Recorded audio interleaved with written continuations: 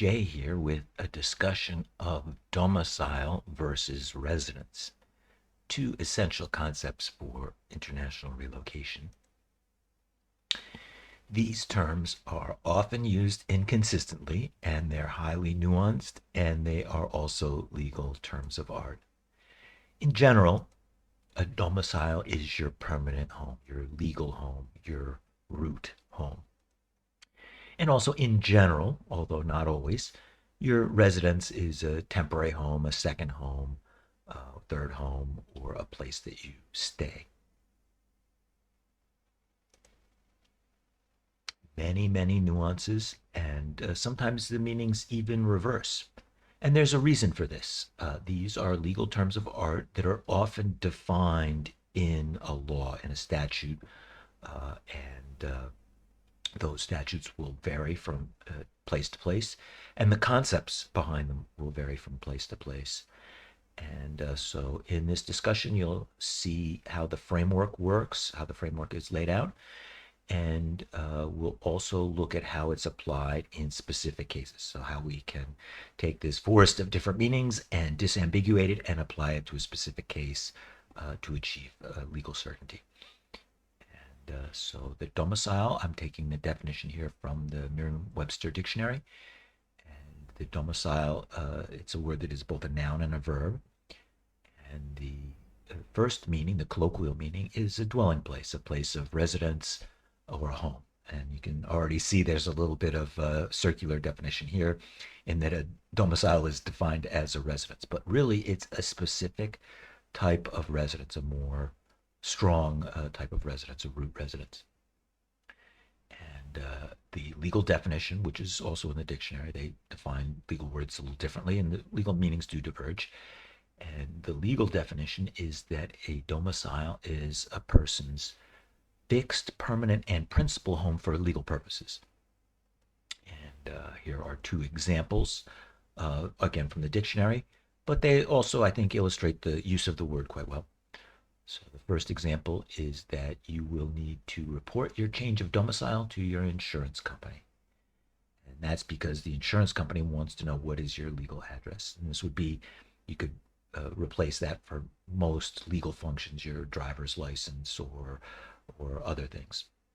And second use that's given is students must establish a domicile in the state to be eligible for reduced tuition.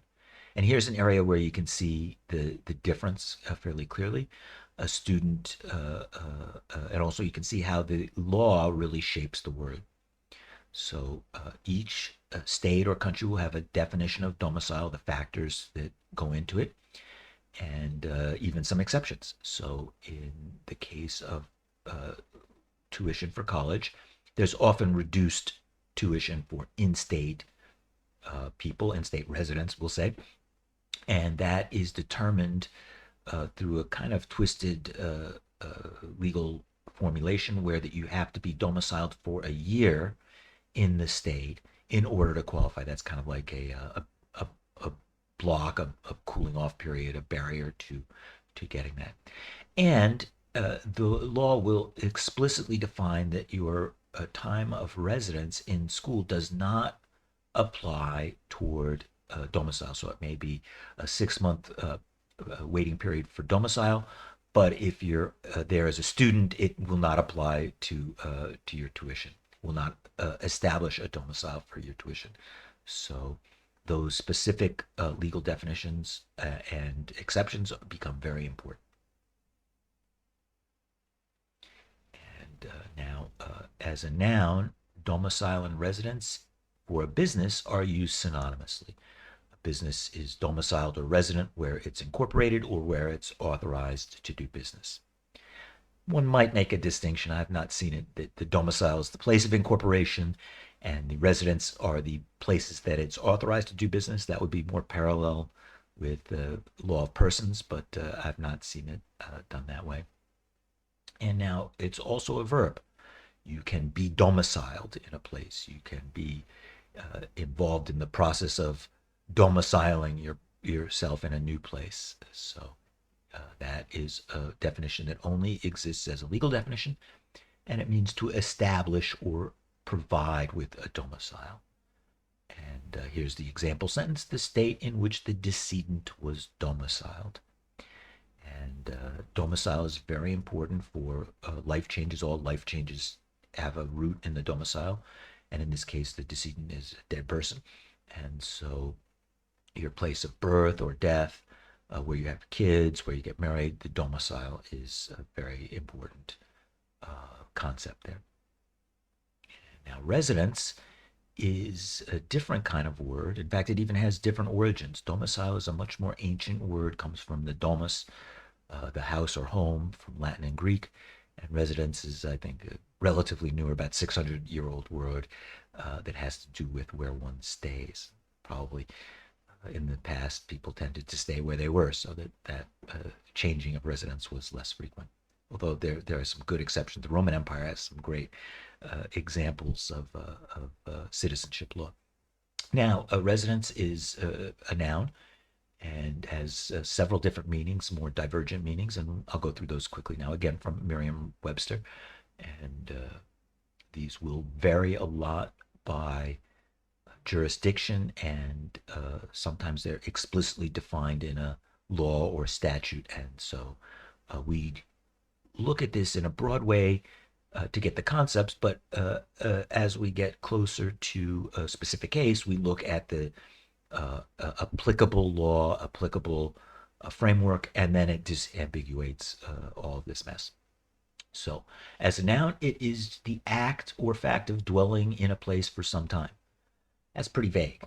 Some time, couple hours, couple years, hard to say. It is also the fact of staying in a place to discharge a duty or for enjoyment of a benefit. You might be an artist in residence, and that would have very little to do with where you actually live. So you might be living in a certain home, be part of a program, as a residence program, and you still keep your home, but you go and use the studio. And it's also, residence is used in contradistinction to domicile and even more temporary place of sojourn. So sometimes we would want to use a word of contrast. And so we'll say the domicile is stronger than the residence, or the residence is softer than the domicile. And also the residence is different than where you're going for a short trip. So it's kind of an in the middle word here. And that contributes to the ambiguity and multiple meanings. It's also the place where a corporation is actually or officially established, or where it does business. And in the legal sense for a corporation, it is synonymous with a domicile. And in fact, in the dictionary, you get one of those famous circular references where you can go see the definition of residence and domicile, and it bounces you right back. Now, the idea or the meaning of residence also includes the idea of legal residency, to have the status of a legal resident. So what does that mean? It's actually absolutely central to this course, and it means the permission to stay. And you'll see there's many kinds of residence programs and legal statuses, and we can use the word in its dual meanings this way. You might be a resident of New York, you may live there, and you may have a permission, a permesso di soggiorno, a residency permit of Italy. So you could say, I'm a resident of Italy, but I am resident in New York. So those two meanings are, you can see the ambiguity there. Or not ambiguity, the dual meaning. Now, a residence also means a specific building used as a home, a dwelling. It can be a housing unit for students or elders. Student residence is a dorm. And it is also the period of or duration of abode in a place. It's interesting. We use the word abode here. It just means the place you stay. It's kind of similar to residence, but it lets us escape some of the circular use of these words. So we can talk about my time in residence as a resident in Italy, and it refers to the period of time you were there. It might not mean that you had a residency permit. So I resided in Italy for 2 years. I resided there for a year without a permit. It is also the period of full-time study, research, or teaching. So after medical school, medical students become resident to perfect their degree. And so that's a type of residence. It's a very different meaning of the word. So we'll keep all that in mind. Here are the legal definitions to kind of drill into those. Some of them overlap with the colloquial definitions. So legally, it's the act or fact of living in a place.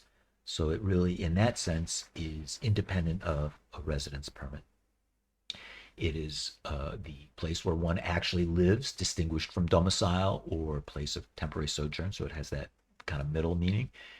And it is the place where a corporation does business or is licensed to do business. So it has that synonymous meaning. And it is also, most importantly for us, the status of being a resident. And that status can be conferred automatically or can be conferred through legal instruments. Often we want to get residency, and so we will apply and we'll hope to get it. We'll work on our application, and that's a good thing. But sometimes also it can be deemed and happen automatically and can produce some surprises, like a tax consequence. So we want to be aware of residency obligations that are conferred automatically. And a good note here, let me make myself a little bit smaller. A good note here is that a distinction is usually maintained between domicile and residence based on two things: on the relative permanence of the domicile, and also on the intent to make it the principal place of abode. Again, you can see how the word abode is used there, so we don't have to say principal place of residence and be circular. And this is a very important concept of intent, a very important use of the concept of legal intent. And intent is fundamental in law. To give a very obvious example, in criminal law, the intent of someone who kills another makes all the difference for the type of murder charge. Intentional murder is very serious. Negligent murder, unintentional, is less serious. And even there are cases where there is killing that's authorized, and that's not murder because the intent is fundamentally different. And so one of the takeaways from this short course is that you can intend as you like. You can, after this course, in just 2 minutes, say, hey, now's my time. I really want to live in Mexico. And that intent changes a lot of things. That intent is a legally significant act. And when combined with some other acts that we'll talk about, that can change your domicile, your residence, can open up doors. And that's what this course is really all about. It's about looking at the factors for residence, factors for dual citizenship, but the intent is key there. And that's something that you can control. And you can decide as you like. And now there are within these two general concepts, the concepts of domicile and residence, many subcategories. And some of these are legally defined, and some of these are jurisdiction specific. Some of these have historical meaning. And so we'll continue with the framework now and look at these categories. So we have two most important categories of domicile: the domicile of origin and the domicile of choice. And your domicile of origin is often where you're born, but not always.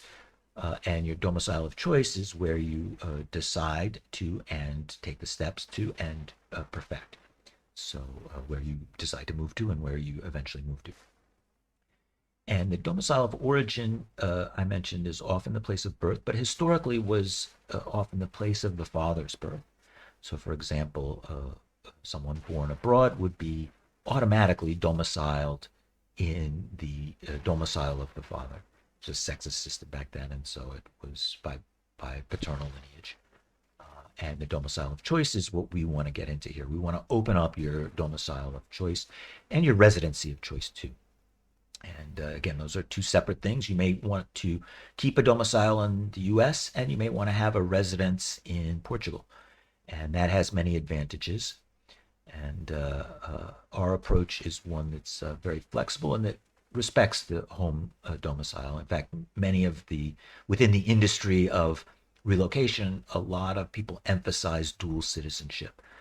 In many cases, that's not needed. You really get a lot out of a second residence, and the permit to stay is really as good, and it saves some obligations. So we'll look at those nuances here as well. And there are other more specialized forms of domicile, the domicile of dependency, which I mentioned briefly, which is for dependents, children, or other dependents, and that is conferred through the person they're dependent on.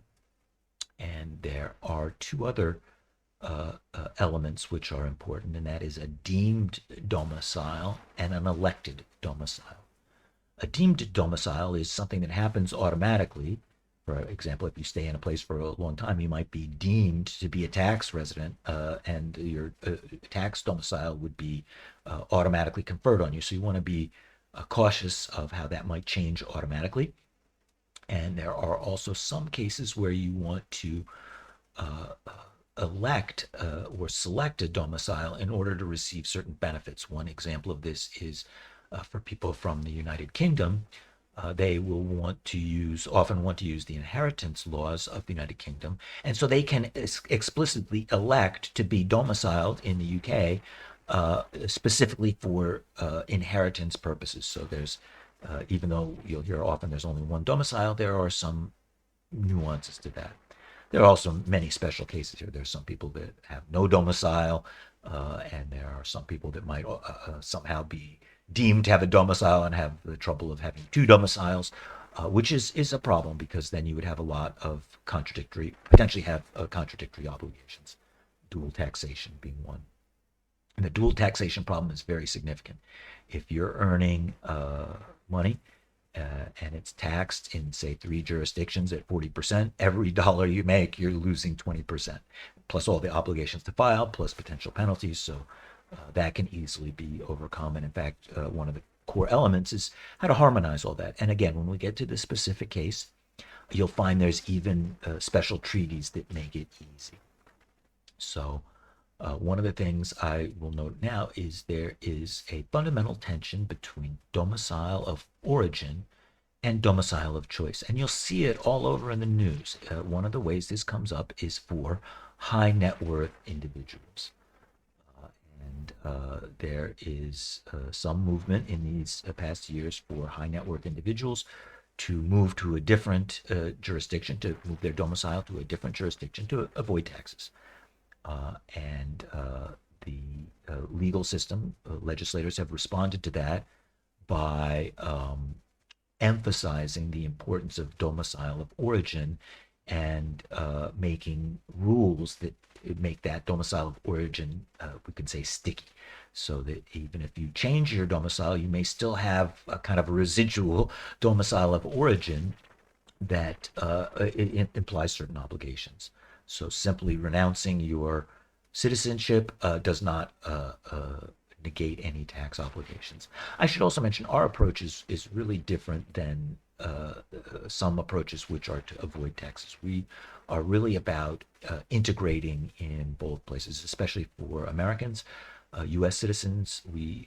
I think it's better to keep your U.S. citizenship and have a residence abroad. And so having a long-term residence really gives you a lot of the benefits. There are some advantages, and eventually you might want to consider dual citizenship, but the residence becomes an important stepping stone on the way. But this tension of domicile of origin and domicile of choice will come up again and again. And you'll see it in the news, and there's some pending legislation on this, and it's been a lot of back and forth on this. So there are, as with domicile, there are different categories of residence. And in fact, probably more categories. And I should mention, these are general categories. I'll talk about temporary residence, long-term residence, permanent residence. but the real action is with specific residents' legal statuses within this. For example, a temporary residence gives you a fixed period, say a year, where you can live in a place, have the benefits of living in the place, the residency package, but would be time limited and may be non-renewable, or by circumstances doesn't continue. Being a student would ultimately have an ending point. And there are long-term residence programs, and there'll be several. Long-term residence is a general concept, but there'll be different programs in each different country that would be considered long-term residency programs. Investor visas, retirement visas, spousal visas, and so forth would go in the category of long-term visas. Some of these are indefinite. Some of them are long-term. They might be 5 or 10 year, and then they are easy to renew.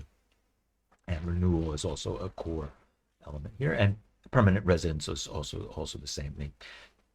It is something that would need even less effort for renewal, and is geared for the long term. And these also change over time. The U.S. permanent residence, so-called green card, has changed over time, and the rights have been reduced. So what was once really the ability to stay very long term now has many more limits, and so we can look at how those change. So this is kind of a continuum, and we can also look at tax residence, which is an important thing, and that may be separate from where you stay, and it may be also something that you can elect. For Americans living abroad, you can elect whether to pay tax abroad or pay tax in the U.S. And if you pay tax abroad, then that tax is deductible. That income is deductible from your U.S. tax. So there's a shelter to protect against dual taxation. That has a cap on it too, which is important to recognize. We also use the term abode or right of abode, and that is less of a legal term, but it's also a convenient word to use, so you don't use the word residence 5 times in a sentence with 5 different meanings. And then finally, I'll mention an archaic word, the denizen, which was a legal status conferred in the United Kingdom for long-term residents who were not citizens but had citizenship-like rights. And that was usually done by an act of parliament, and the process was called denatization. Now, for me, I learned the word denizen from watching TV. I think it was on Jacques Cousteau. I watched a great program, Denizens of the Deep, which fascinated me, about deep sea fish. So to me, the term denizen always seemed to apply to fish, so it's kind of a fishy thing. So I'll leave that as it is. Now, all of these legal statuses can be looked at almost as packages. Maybe you could look at them even as like employment benefit packages. And some residency comes with enormous benefits: healthcare, educational access, even financial benefits, grants, and so forth. So there are benefits and limitations, and let's look at what the package of residency implies. And so depending on the country, permanent residents generally have the same right as citizens. Long-term residents will have the same right as citizens, but some areas that are frequently excluded are voting. Voting is one area, but that has exceptions too. And this comes back from the Roman time, where in ancient Rome there was many categories of citizenship. And this is the civitas sine suffragio, which is being a citizen without the right to vote. So you're of a lower status. And that also would include holding public office. And these are sometimes split. So, for example, in Europe, permanent residents can often vote in local elections. Residents, other European nationals who are resident in a second European country can run for local office, but not nationwide office. And even in the U.S., your domicile of origin is important for your ability to run for president if you're born outside the country. Even if you change your domicile, that domicile of origin is dispositive, makes all the difference. And so some other limitations: public sector employment. This can include teaching in public schools, which is very important. Although, again, there are often exceptions. In Italy, typically public sector employment is excluded for residents who are not citizens. But there have been exceptions, for example, for people with special skills. Like if you're teaching English and there is a special skill involved, then you might be eligible for an exception. That's why looking at the exact rules and details in that time frame are essential. It disambiguates all this. The framework is important, but the details are what really matter. And another limitation is around areas of national security, judiciary, things like that. There can be limitations on ownership of certain types of real estate. Now, in Europe, generally, you can own real estate as a foreigner, as an American, without any kind of residency permit or citizenship, or even without going there. You could just own some real estate. That may have exclusions for special types of real estate, and so one would want to do that analysis very carefully. And residency also implies two certain benefits related to the residence, your home, and that is a resident in Italy is eligible for lower utility bills. In fact, all Italians have a lower bill for the first residence. For primary residence has a lower bill. Kind of the opposite in the U.S. The more you use, the less you pay. But here, the small consumer is protected. And taxation of property also may be a difference there in some jurisdictions. Residents don't get a passport. They typically do not get access to certain consular services. They can't really use the embassy. You can't travel to a third country on your residence permit. And there's special rules if you have dual passports, and we go into all that, how you travel to third countries. And having a second citizenship can open up travel to other countries and streamline the travel in many ways. Now, one of the important things of residence is often a necessary stepping stone to dual citizenship. And so residents can qualify to apply for citizenship after a time period of residency plus intent to remain. Let me make myself a little smaller so you can actually see that. And this is a good example of how intent comes into play. In Italy, after 10 years of long-term residency, you're eligible automatically for citizenship. You still have to apply, and you have to show that you want to and intend to stay. And so that combination of time plus intent opens the door. And now residency also has various obligations, and permanent residents may be required to fulfill obligations like maintain employment or maintain a certain financial status, certain passive income stream may be required. You may, for other reasons, you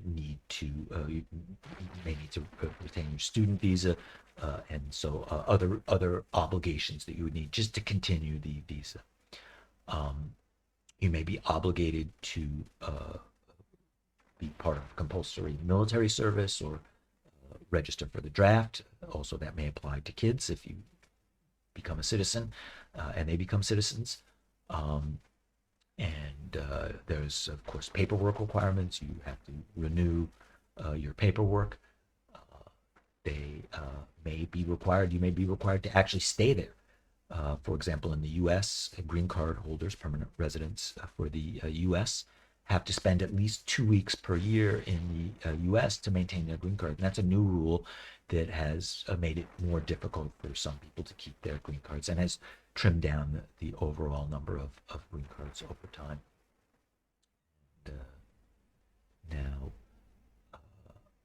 taxation is also an important obligation, and usually they're the same as citizens, but not always. And this can often include a reporting obligation And that reporting obligation can include worldwide income and assets, so that can be a bother.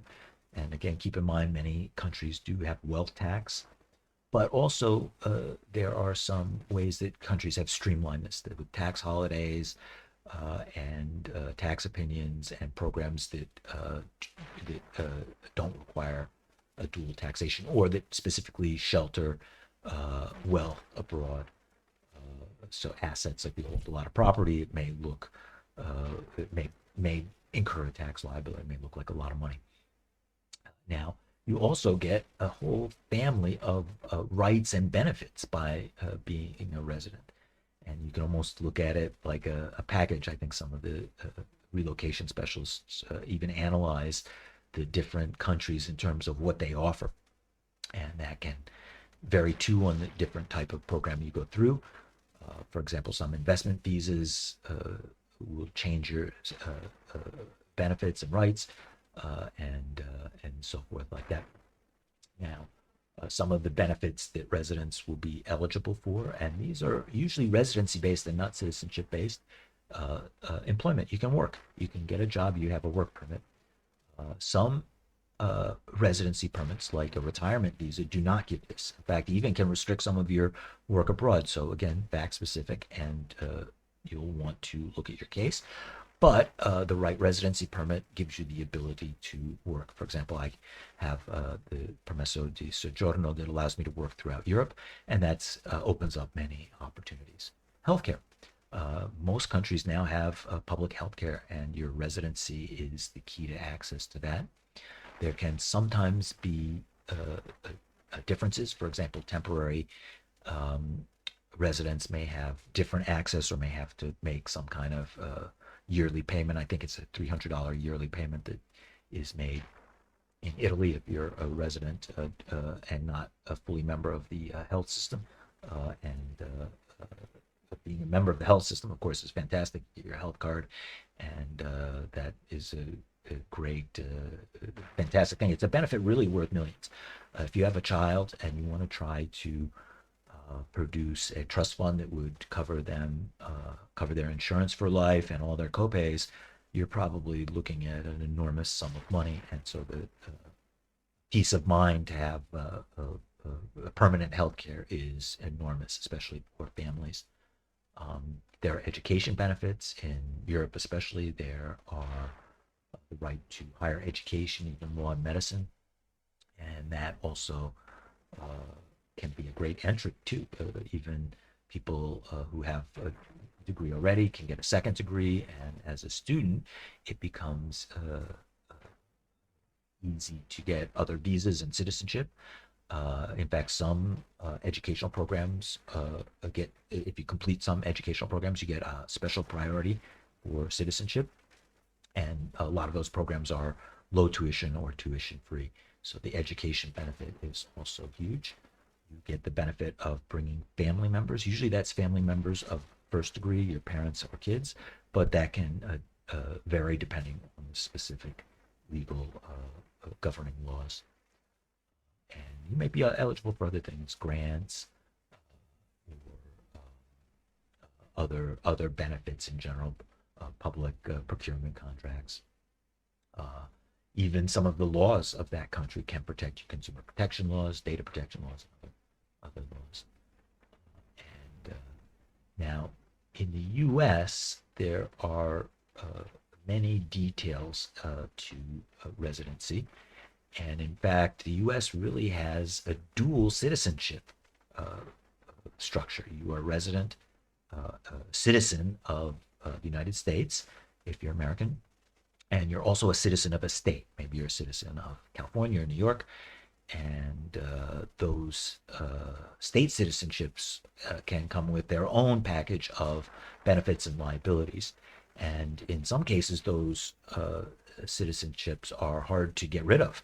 If you move abroad from some states, they will just deem you a permanent state resident unless you can prove that you're a resident of another state. And that can often only be done by a period of actually living there. So some people who want to live abroad and want to change their state would need to do that before they move abroad. And So one aspect of U.S. residency that's very important, and it's state-based, is your driver's license and professional licenses too. But the driver's license is really key. It's kind of a de facto state citizenship ID and state citizenship member. The National Registry for Motor Vehicles has really tightened that up. It's kind of become almost a de facto citizenship card.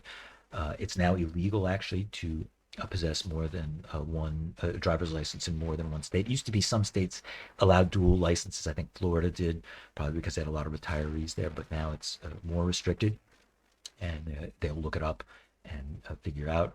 And driver's license is also one of those contact points for expats that is important to maintain and difficult to change and manage if you don't maintain it. So those are important anchor points for people.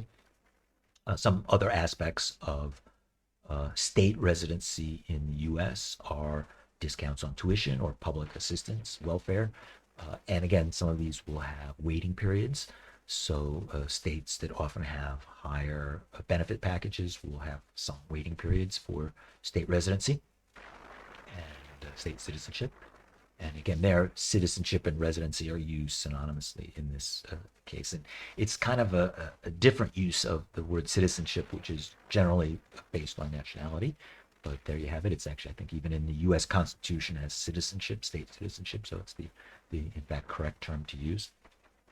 And there are some laws that also protect people who have to be in multiple states.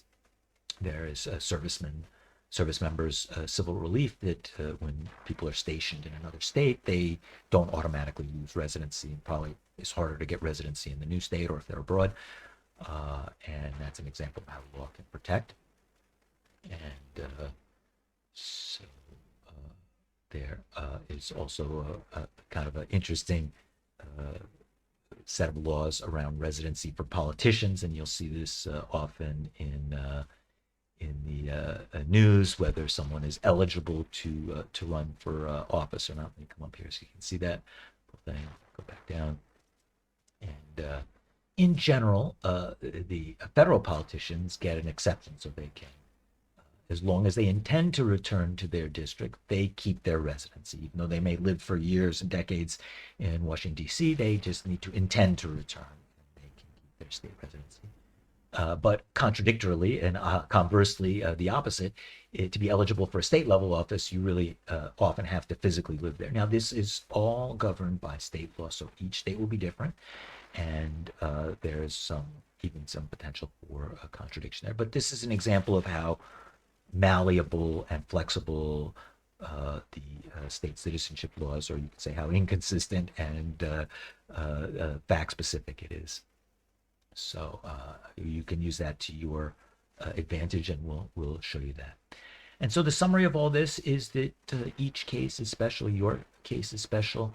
Each country has different rules. Even the basic vocabulary is different. Different programs, we get into those. Each state has different rules, and so that becomes a very important factor, sometimes a dominating factor. Sometimes the rules conflict, and sometimes the rules protect. In Italy, for example, there is a very favorable bilateral treaty with the United States, and one aspect of that, a great benefit, a help, is that you're allowed to combine Social Security earning years. So if you work 10 years in the US and 10 years in Italy, you can combine that together and meet your eligibility as 20 years of Social Security, or you can convert it to the Italian system. And so the big take home here is that your situation is unique.